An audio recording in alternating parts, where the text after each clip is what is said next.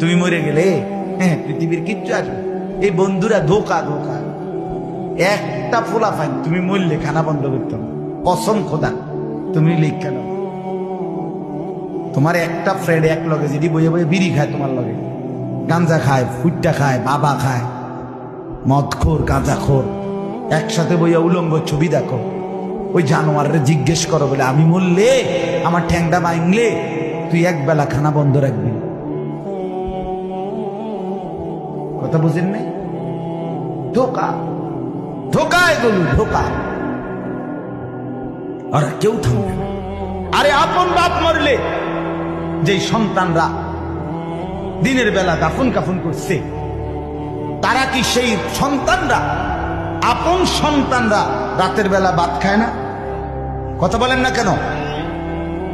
পাশের ঘর থেকে খানা রান্দাইয়ে আরো বেশি খায়।